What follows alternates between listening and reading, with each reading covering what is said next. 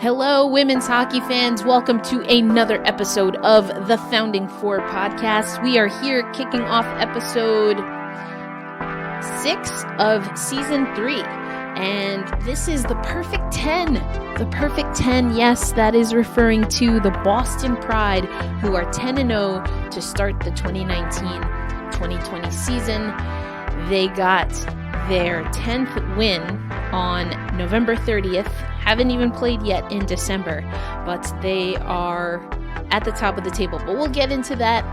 As you know, this is the Founding Four podcast, our weekly NWHL-centric women's hockey show. I am your host, Erica Lindsay Ayala. The Founding Four podcast is part of my Patreon community, Sports Talk with ELA. Thank you for all the patrons who make this possible. We host the Founding Four podcast on Transistor FM, which then shoots that out to wherever you're listening, and also over on YouTube. So thank you for that. You can follow the Founding Four podcast at Founding Four Pod. You can follow me directly at elindsay08. But let's get into the week. So ahead of the Perfect 10-0, the Perfect 10, that's the name of this episode. First, we had some news. Anna Keys signed with the Riveters. Now, Anna Keys had been on a PTO with the Riveters before, and then just as the Riveters are coming off of what essentially was like a month-long, I believe Sam Walther told me 32 days exactly of inactivity. They hadn't played in a while, but then they get defender Anna Keys. She is from Minnesota State. She was on a PTO with the Riveters, so it wasn't her debut this weekend, but it was her first time officially on the roster. So Anna Keys joins up with the Riveters. The Riveters had 2 games after being off for 32 days. First, they took on the Boston Pride at Warrior Ice Arena, so in New England. They were on the road Saturday and then drove down from Boston to Danbury Ice Arena to take on the Connecticut Whale. But first, let's get into, again, that perfect 10. That perfect 10 for the Boston Pride comes at home. The Boston Pride got a 5-2 victory over the Riveters. Okay, and I was on the call in Connecticut. We'll get to that game in a little bit. But I did hop on to... I hopped into the chat on Twitch for the last part of this game. Now, I know last week, if you listened to last episode, I said I had a good feeling. I felt that if a team was going to snap the unbeaten streak for the Boston Pride, that it could definitely be the Riveters. Well, I didn't say it was going to be last weekend. I just said it's very possible that the Riveters can do it. And in fact, they get on the board first. And the only team to do that this year, to score first on Boston, is the Riveters. It was Leary getting that first goal, but Boston does what Boston does, and they eventually come back and win that game 5-2. We saw Lovisa Salander return in net for the Boston Pride. And we see actually that Mary Parker, we're going to talk about her a little bit more, but Mary Parker was the NWHL Veda Player of the Month, and she really ended November just as she had played through it. So we'll get into that a little bit more. So that's Saturday, 5-2 win for the Boston Pride. They will be at the Riveters on Saturday. So we get that rematch on Saturday. So then the Riveters, they get that win, or excuse me, the Boston Pride get that win on Saturday. As I mentioned, I was on the call. The Connecticut Whale hosted the Buffalo Beauts and played the Buffalo Beauts for the final time this season, and they fall yet again. They fall again to the Beauts. It looked like it could be a close game at the beginning, but eventually it ends as a 6-2 victory, a 6-2 win for the Beauts on the road to close out that series. You know, that game got away from the Connecticut Whale, but I want to hear Jane Morissette talk about it. She got an amazing goal in this game. It was, well, we talk about what it looked like a little bit, Jane and I, but Matt Falkenberry, who was on the call, he and I really, really liked the goal. So we talked to Jane about the goal, but she also talks about some of the frustration about essentially only seeing one team, what it's going to take to bounce back from this loss, and get ready to face the Riveters. So first we're going to hear from Jane Morset, and then we'll go into an interview with Rochelle Skarbowski from the Buffalo Beauts, but Jane Morset from the Connecticut Whale, and then Rochelle Skarbowski. Erica Ayala here with Jane Morset. Now, it's after a tough loss, so I'll give you a little grace. But first, I got to let you know, the Twitch broadcast was blowing up over your goal. First, that saucer pass, then you basically bunted it in. Yeah. What'd you see on that? I just saw the lane to take in the middle, like our coaches tell us all the time at practice, drive, and I'll give it to Elena, number 18, just sauced it right over and just choked up on my stick and whacked it in. Beautiful. So do you think it was more of a bunting move? Also, some people have been calling it lacrosse. What do you think? Yeah, I mean, I used to play softball and lacrosse, so it might just be a combination of a little bit of hybrid there. Yeah. I'll go with it. We'll go with it. I kind of blanked at the same time, so we'll go with that. I love it. But something that I noticed about this game, even putting the goal to the side, is that it seemed like Connecticut started out really strong, a lot more aggression than we've seen from this team to start. So what were some of the conversations leading up to this game that kind of led to that quick start? I mean, from our last game when we hosted Buffalo here, we were just kind of all over them. We were trusting the process. We were trusting one another. We always kept our feet moving, just all the good things that we were doing, and I think we kind of got away from it as the goals started to go in the back of our net, which my coach from high school used to say, don't let your highs get too high and your lows get too low. So I think from here on out, it's all about finding a way to get out of that hole that we set for ourselves.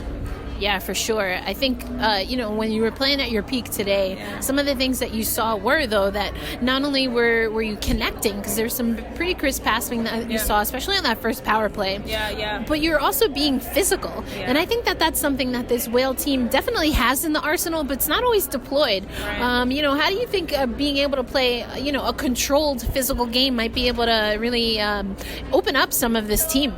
I think it just comes back to kind of keeping our feet moving. We can play the body all we want, but once that puck's released, we have to move our feet to kind of pin the next body. So just an ongoing cycle there. For sure. And you get this homestand. You won't see Buffalo tomorrow, but you'll... I know. Everyone's like, oh, give us anybody. They're a great team to play. I'm not going to knock them for that, but... You play the same team so many times and you don't get the result that you want. It's just kind of fun to pack it in and say goodbye to them. So I can imagine, for sure. Well, it's a quick turnaround, but you do get a new team. And so it sounds like that's definitely something that you're excited about. And I know you're new to this team and to the league, but these two teams have had some epic battles in the past. I've seen some videos. Yeah. I remember Fratkin just set off a fight. Was it the first year, maybe? It was. Battle of the good cities. So, I don't know. We're excited. We're excited for Connecticut ourselves to show off who we are, and we're excited to see what the Riveters are about. And as you look forward to that game, I mean, when it is a back-to-back, you don't have to travel, but it's still, getting home after today, getting all your process together. I mean, what are some of the things that you do when you have to prepare for a back-to-back to make sure that physically and mentally that you're ready to hit the ice tomorrow? I mean, for me personally, it sounds weird, but chocolate milk always helps. It's just about hydrating, eating properly, getting a good night's sleep. So it's all the little things again.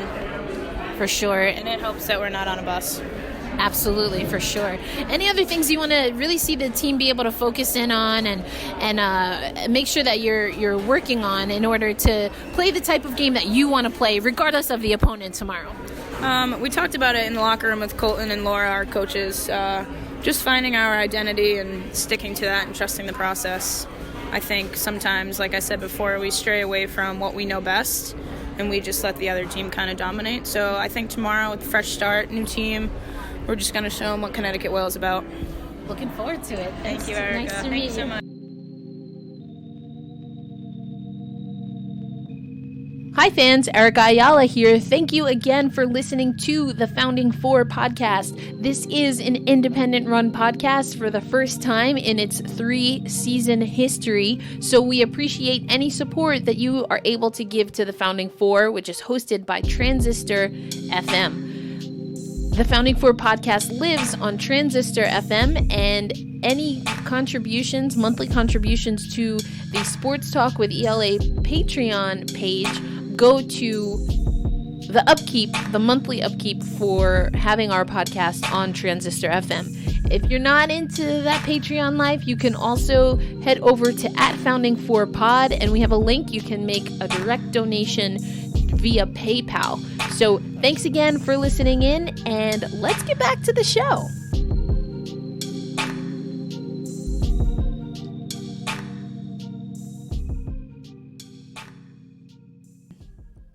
I spoke to Rochelle Skarbowski right before the 6-2 win. Kelsey Newman was going to start for this game. You'll hear her, she makes a little cameo here in my interview with Rochelle Skarbowski. But you'll hear, Rochelle talk about just what this team was feeling coming off of that big weekend that they had against Minnesota. They didn't sweep Minnesota, but they had to come back in both of those games. They were just shy of the comeback on Saturday, but then they were able to get that 4-3 win. We talked about that on last episode for Sunday. So Rochelle talks about that, the momentum, but also that there are things that the team knows that they can work on coming out of that. So here is my interview. This is before Saturday's game with Rochelle Skarbowski of the Buffalo Beauts. Okay, here with Rochelle Skarbowski with the Buffalo Beauts. First, I want to talk about last weekend. Seemed like an intense, I was almost like I had a little FOMO watching instead of being there live, but it seemed like it was a pretty high-intensity matchup that you had with the Whitecaps. Both nights having to come back and ultimately on Sunday being able to get that win. But what stood out to you from playing that Minnesota team at home and then again getting that victory on Sunday? Yeah, well, you're definitely right. Excitement start to finish on that one there. Well, both of them there. What stood out was just the way we responded as a team. Coach does it all the time, and I think as a group we just really showed our character through that game and able to come back, especially in the second one, and get the win in front of our fans was really great reward for all our hard work from the beginning of the season through. So, yeah, being able to bring that energy home was really great. Yeah, for sure. And, you yourself are no stranger to upstate New York, being from there, playing from there. But I'm curious to get your thoughts on this Beauts team. You've been on the road a lot. So, when you finally get to play at home, I mean, what's that environment been like so far? Oh, yes. It's so nice to be home. And our fans are the greatest. They bring so much energy, and being able to play in front of all these familiar faces, not only our family members, but people that come out and support our practices and everyone, just faces that we see often. That's so exciting for us. And yeah, it's definitely nice to not have to get on a bus every single weekend to go play your games. Being at home and being able to show out for people that are, putting in their support day in and day out is really, really great for us. Yeah, and again, you're not a stranger to upstate New York, but this is your first go round, not only with the Beauts, but in the NWHL. So coming in as a rookie this year, there's been obviously, we know, lots of changes to the league and to women's hockey. But what were your expectations, and kind of so far as we reach, somewhat of a midway point, how has the experience been in actuality? It's been amazing. I think that I didn't have too many expectations. I'm just really grateful to be playing. I did take some time away after my college career, kind of get back physically a little bit there. So expectations, I just was excited to get going, playing hockey again and being around the environment, the girls, coaches, fans again. Everything just is so exciting, and I've had nothing but good experiences, especially with our team. We say it often, but we meshed very quickly, and it's become a little bit of a family, which is really nice to have again in the hockey community. So yeah, not too many expectations, but it's definitely been such a great ride. The Buttes have been in every single NWHL final, so that just goes to show you, how this team can finish out. But I am curious about what that process is. You alluded to it a little bit, but coming in, lots of new faces, people, again, the last time they hit the ice at all varying levels. What has that process been like for you, and what do you feel have been some of the more successful steps that the team, and maybe even some of the leadership on the team, the captains and the coaches, have done to really solidify this team? Yeah, we were lucky that having so many people from different backgrounds, like you said, coming together, and honestly, it wasn't anything that was too forced. It really just kind of happened naturally, and we're really lucky to have just gelled together like we have. And coaches are nothing but supportive and positive, and they get out there, they make us work, which is great. And I think as a team, just having kind of some of the same sacrifices. We have a lot of girls coming in from further away. They put a lot of time commitment into driving into practice and late nights and putting in that effort. Just something that kind of bonds everybody together, and working hard out there for practice and getting ready for games always builds that community among the team, and that definitely helps. And like I said, it kind of came pretty naturally, and we hang out outside of the rink too. That helps definitely. Sure. Earlier on in the season, when we did have our home game, we were able to get together and really be around each other outside of the locker room, so that helped a ton too.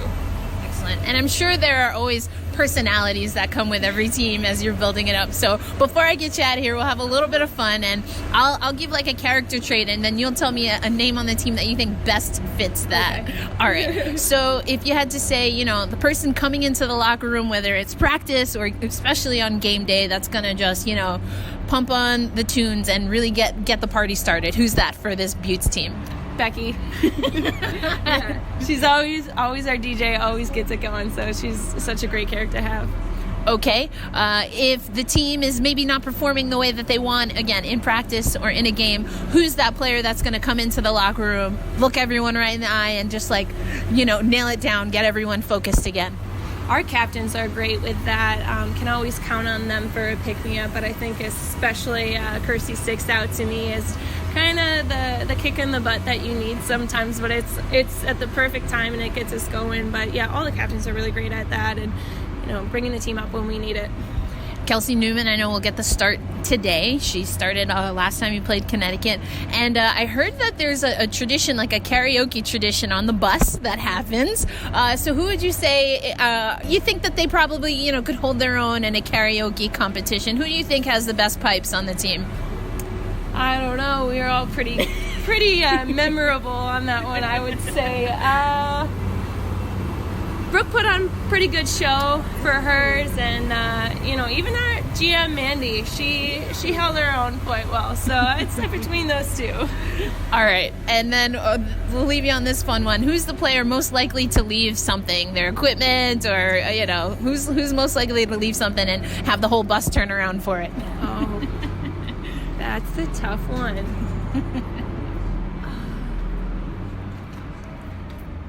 I'd say Kim, maybe. Kim. All right, we have to vet these with the rest of the team. Yeah, right? Don't quote you. Right. Yeah, we'll delete this from the podcast. Yeah. Not deleting it at all. Oh, Newen's got something. Oh, yeah. She was my roommate this weekend, so, we're bringing that energy big time today. Yeah. There you go. Okay, again, thank you to Rochelle Skarbowski. Had some fun with her at the end there, getting to put her on the spot and ask about her teammates. And you heard Newman there, who got that start, got a win. So that's her second win, both against the Connecticut Whale. But it does seem as though the Buffalo Buttes, maybe more so than other teams so far, we talked about this last weekend, the Buffalo Buttes and the Boston Pride have been the two teams that have shown a little bit of flexibility and trust in their other netminders other than their starter for the majority of their games. So good for Newman getting that win. Okay, so the Buffalo Buttes and the Boston Pride only played Saturday, then they rested for the rest of the weekend, at least here in the Northeast. It got a little cold, and flurries and, ice and rain on Sunday, but we made it. We made it to Danbury Ice Arena for the first matchup between the Metropolitan Riveters and the Connecticut Whale. Expected a lot from this game. Expected this kind of to be the game to watch. Two teams really wanting to get a regulation win, needing a regulation win, going up against each other. But I honestly, and I was on the broadcast, talked about this a little bit. I thought both teams kind of, they didn't play up to their potential. I thought the game was slow, a little bit sloppy at times. Lots of penalties. My goodness, lots of penalties. Now, I had said in my preview, and I think last week on the podcast, special teams were going to be very important. I didn't know they were going to be that important. Let's go back. I just want to go back to the box score here. Let's see what we had for penalties. My goodness. It just was never ending.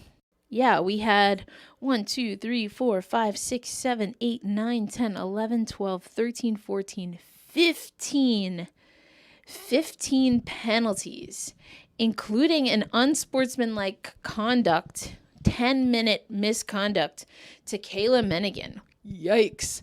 Not good at all. It got a little bit chippy. I think both teams were not even just frustrated. They kind of looked tired. They looked like the mind and the body weren't necessarily moving at the same speed, and it was a little bit sloppy, like I said. So anyway, it is Sam Walther up against Sonia Shelley in this game, and it would be Sam Walther who gets the win.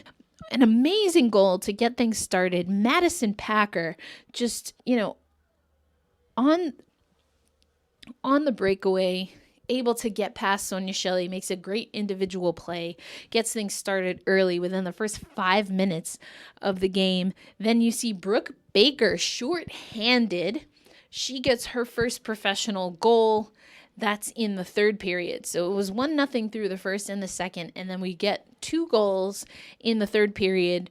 One from the Riveters, Brooke Baker, and Emma Vlasic gets on the board late. The Connecticut Whale had pulled Sonia Shelley. They had an extra skater, but then they got a penalty. The last penalty was the Menigan penalty at 19:28. At 19:28. And the one before that at the 10:40 mark in the third period. So taking penalties in a 1-goal game late in the game, that's tough. That's just tough. There were a few times throughout the game. There was one time the Connecticut Whale, I think it was their second or third power play. They get Madison Packer in the box, definitely someone that you want off of the ice. And then Shannon Doyle gets a penalty. So just looking forward to both of these teams hopefully being a little more well rested. The Riveters get the 2-1 win over the Connecticut Whale. They're going to see each other again on Sunday. Now the difference is the Connecticut Whale will be rested. They are not playing on Saturday. They do not have a game on Saturday. So that means that the Riveters will play at home. They play Boston at home on Saturday. And then we'll have a quick turnaround because Sunday's game at Danbury Ice Arena is at 1:30. They played at 4:10 last weekend. So it's going to be a quick turnaround. Don't know what the weather's going to be like, but the Riveters are going to have to stay sharp, and the Whale need to take advantage. They know this team now. I can't imagine that they feel comfortable or feel confident that they put their best foot forward, so to speak, on Sunday. So really looking for them to jump out early.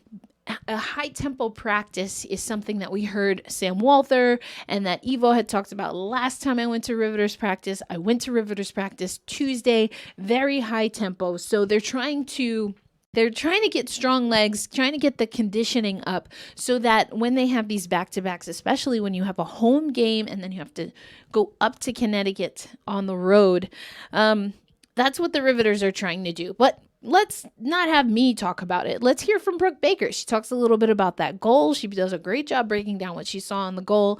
And again, what the team is doing, knowing that they have another weekend of 2 games. But let's start with, you got your first professional goal on Sunday against Connecticut. Let's, ask the traditional question of what'd you see out there?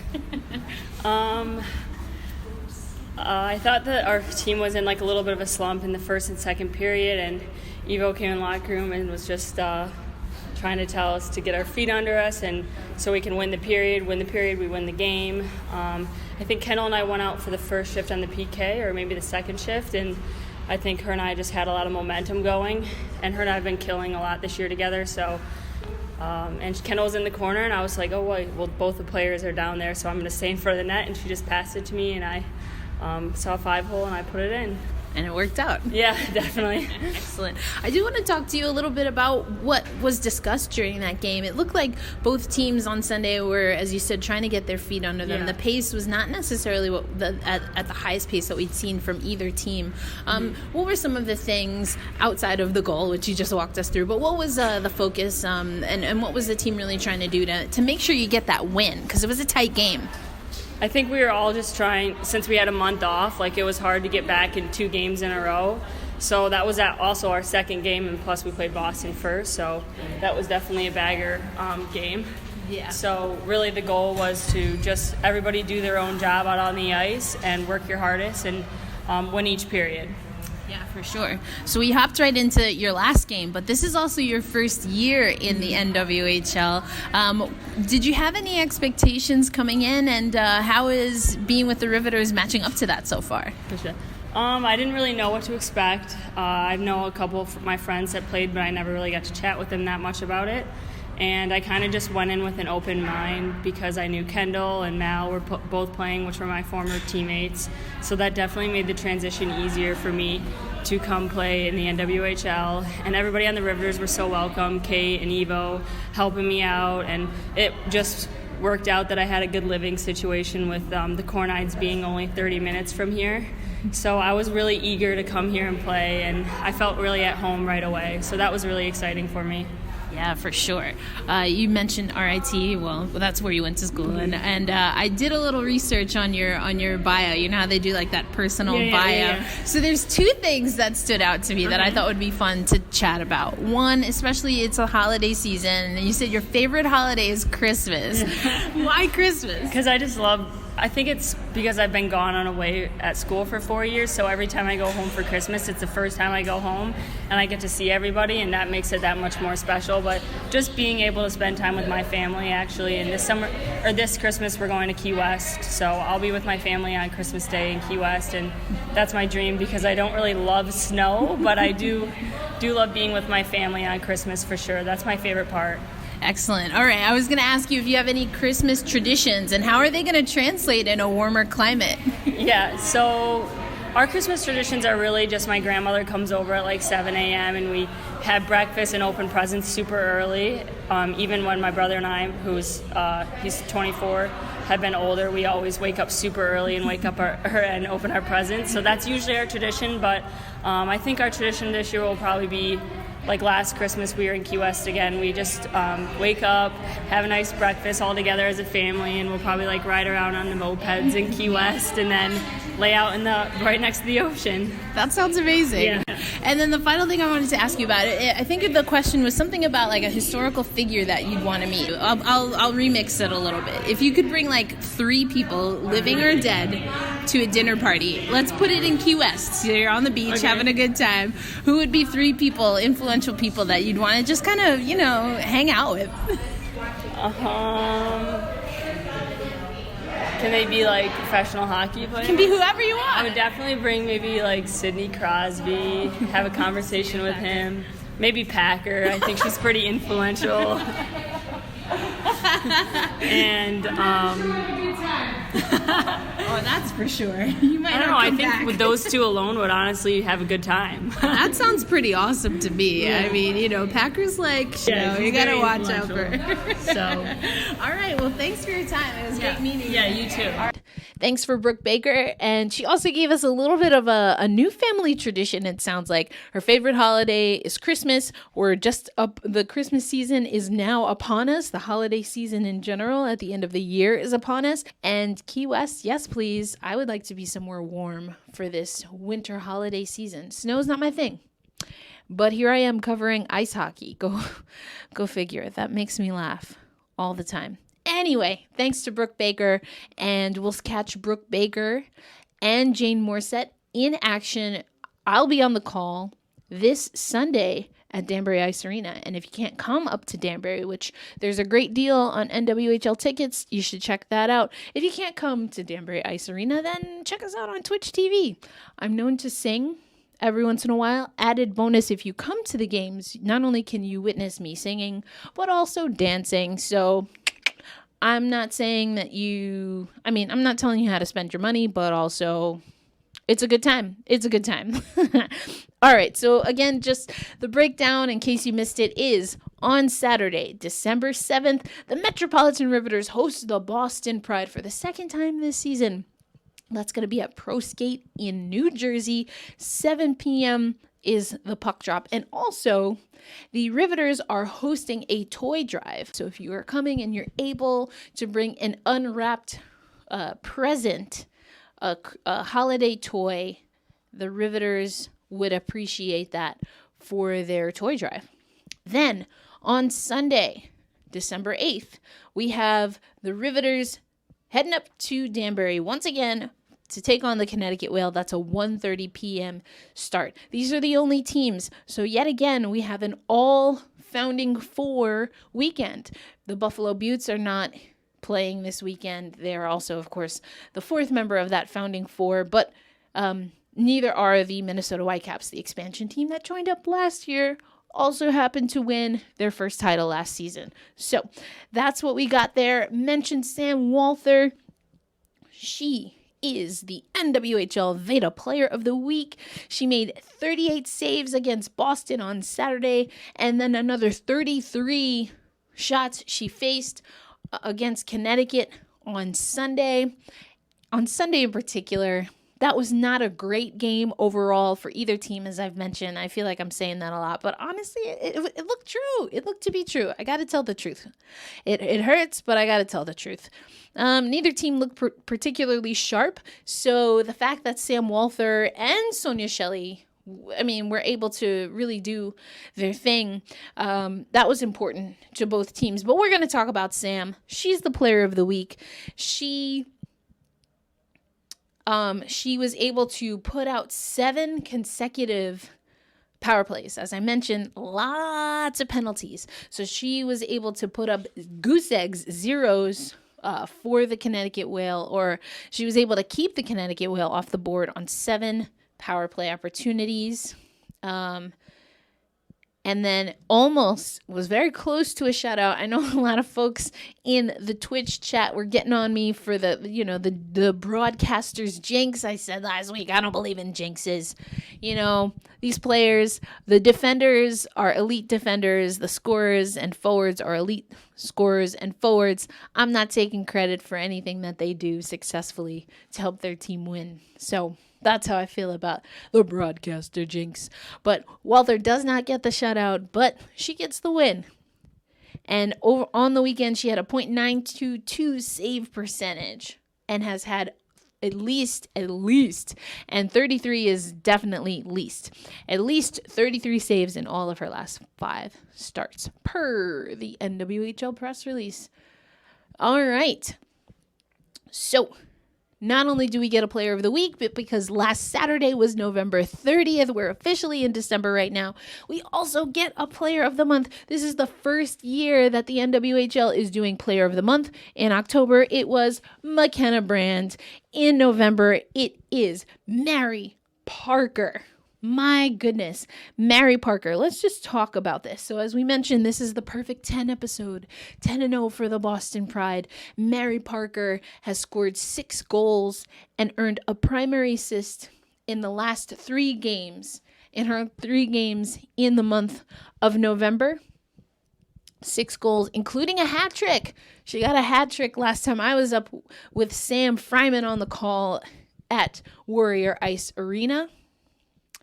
7 points in her last 8 games, Mary Parker. She's 3rd in the league in goals with 8. That's behind, of course, McKenna Brand and Brooke Stacy as a few. She has 8 goals for 3rd overall in the league and is also 3rd in shots on goal, 50 shots on goal. She also is getting it done defensively. She blocked 4 shots and registered 5 takeaways this month. So interceptions, is it takeaways? I never heard it said like that. I'm showing that I'm new to hockey. Takeaways, like steals? Do you call it? Is it an interception, a takeaway, or a steal? I got takeaway from the press release. So, but like, you know how sometimes you write things and it's more like slang. It's like, a synonym. It's a fun sports synonym that you can put in place of the actual terminology. I honestly never really thought about that. I'm thinking about this live as you're listening. Steals, takeaways, interceptions, broken passes. Okay. Hey, Mike the stats man. Maybe we need a special name for that stat. Do you know Mike named a stat after Kelly Stedman? Amazing. I think we need that, Mike. All right. So where does that leave us? In the standings, well, we already know the Boston Pride are a perfect 10-0. They have 20 points on the season. The Buffalo Beauts in 10 games are 5-4-1. That overtime win, that leaves them at a win percentage of 60%, 612 points. The Minnesota Whitecaps, the defending Isabel Cup champions, 8 games in, are 4-3. They also have an overtime loss, 9 points on the season, just above 500 at 563 for win percentage. Then you have in 4th place the Riveters. In 7 games, they are 1-5-1. 1 win, 5 losses, 1 overtime win for a .286 win percentage. And the Connecticut Whale in 9 games are 0-8 with a .056 win percentage. Yikes. So the Connecticut Whale have fewer games in hand than the Riveters, who's kind of who they're vying for that 4 and 5 spot. The Riveters have that 4 spot right now. The 4th and 5th place teams will likely play a play-in game because at least historically everyone in the NWHL makes the playoffs. So we'll see how that goes. Quickly, other news. If you want to learn more about Rochelle Skarbowski, who, we heard from her on this episode, go check out Nate Oliver's latest for the Hockey News. She's a Western New York native. Learn a little bit more about her. Of course, always go check out the 9 newsletter. We are going to have some coverage of the rivalry series. The USA Hockey Hall of Fame is coming up. Lots of things. So not just NWHL related. The PWHPA just had a showcase at Princeton. So check out the 9 newsletter. It comes out every Fridays. You can head over to the 9 newsletter on Twitter. That's me who writes the hockey edition. But we have 5 women's sports that we cover for 5 weekdays. It's soccer on Monday, tennis on Tuesday, women's basketball on Wednesday, golf. I've been learning so much about golf on Thursdays. And then Fridays is hockey with me. So check out the 9 newsletter. Of course, you always want to go check out the Ice Garden. Go check it out. The Ice Garden, as an alum, a founding staff writer there, had a good time, and always appreciate the work that the Ice Garden does. Anyway, so we're going to close this out. Thank you again we had Brooke Baker on the show. We had Jane Morissette on the show. And, of course, Rochelle Skarbowski on the show. Who do you want to hear from? Who have we not I've got lots of players to talk to. I got a lot of work to do. But let me know, who are some of the players that you want to hear from? Make sure you are tweeting at Founding4Pod. If you have any questions, you can also use hashtag Founding4Pod. If you have any questions that you'd like me to answer, if there's some players that you think that I should be having on the podcast, let me know. Let me know what you think. As always, please like, share, subscribe, rate, and review. We want more eyes on women's ice hockey, then we have to support the people that are there through and through. I'd like to think I'm one of those people, but I know I'm not alone. That's why the hockey writers I try to promote. I try to promote the Ice Garden. There's lots of other people. we have this community, women's hockey community, and the Founding Four podcast wants to be a part of that community. So make sure you let people know. And if you think the show is terrible, I can take it. Let me know what you're thinking. Doesn't mean I'll necessarily agree with you, but let's have a conversation. And again, if you want to hear something, let me know. So on that note, again, thank you for listening. I hope that you share this. I hope that you are engaging with me on the social meets, on social media, but particularly Twitter. You can also catch me on Twitch TV in the comments. And Sunday, I will be on the broadcast, on the Connecticut Whale broadcast. So I will, if I don't catch you then, I'll catch you on the next episode of the Founding Four podcast. Until then, adios!